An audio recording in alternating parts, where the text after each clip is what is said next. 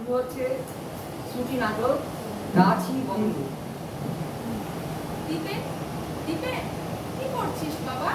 মা এসো এসো বসো, এই খবরের কাগজ পড়ছিলাম। আরে কালকে বাগানে বা ভদ্রলোককে তোর সঙ্গে কথা বলতে দেখেছিলাম, তোর বন্ধুরা এসেছিল নাকি? হ্যাঁ, বন্ধুই বলতে পারো। ওরা এসেছিল বাগানের এই গাছগুলো কেটে যদি এখানে একটি লেদারের কারখানা করা যায়।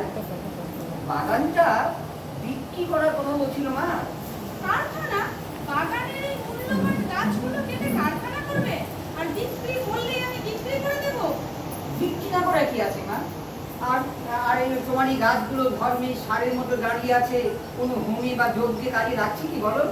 বলো, কাছে বিক্রি করে দিলে যা টাকা পয়সা পাওয়া যাবে, সারা জীবন ভাইয়ের উপর বা তুলে বসে বসে খাওয়া যাবে। সব বুঝলাম বাবা, কিন্তু টাকার চেয়েও এতগুলো প্রাণের মূল্য আমার কাছে অনেক অনেক বেশি।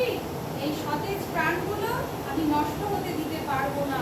এই গাছই তো আমাদের বাঁচিয়ে রেখেছে।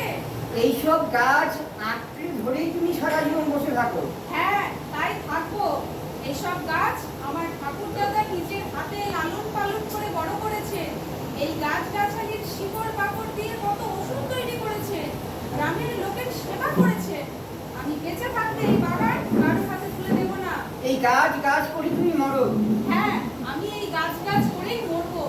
এই গাছ কেটে কেটেই তো চারিদিকে ফ্ল্যাট বাড়ি তৈরি, কারখানা তৈরি হচ্ছে। এতে কি হচ্ছে? পরিবেশ দূষিত হচ্ছে। প্রচন্ড গরমে সব জ্বলে পুড়ে ঝলসে যাচ্ছে। এই সব বোঝার ক্ষমতা ওর নেই।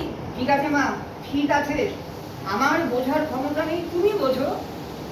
প্রতিদিন বাড়ি আসবো, পাখি ক্যাচকেচানি পোকামাকড়ের উৎপাত, আর আমি একটু কোনো উপায় নেই। এদের মর্ম তুই কি করে বুঝবি? শহরের ইট কাঠে তো বড় হয়েছিস, প্রাণের স্পন্দন তোর শরীরে সারা জাগায়নি। হাজার হাজার পাখি বাগানের গাছে গাছে বাসা বেঁধে আছে। কত প্রাণী চুপ চুপ থেকে ঝোপে ছাড়ে আরামে বাস করছে। আমি এদের আশ্রয়টুকু ভেঙে সতেজ প্রাণগুলোকে মাটিতে মিশিয়ে দিয়ে এখানে কারখানা করবো? এ কথা তুই ভাবলি কি করে? ঠিক আছে মা, ঠিক আছে, আমার ঘাট হয়েছে। তবে শুনে রাখো মা, তুমি বেঁচে থাকতে এ বাড়িতে আর কোনো দিন আমি পা রাখবো না। সেটা আমার দুর্ভাগ্য। তোর বাবা তো কবেই একা করে চলে গেছেন, তুইও সারা জীবন মাকে দূরে ঠেলেই রেখে দিলি। আমি তো তোমাকে দূরে রাখতে চাইনি মা।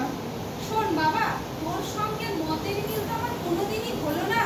গ্রামের সাদা সিধে মেয়ে আমি, শহরের চাকচিক্যে বাহুল্যে তো মানুষ হইনি।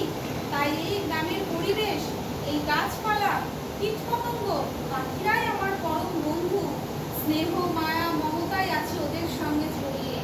আমি এদের সাথেই বাকি জীবনটা কাটিয়ে দেবো।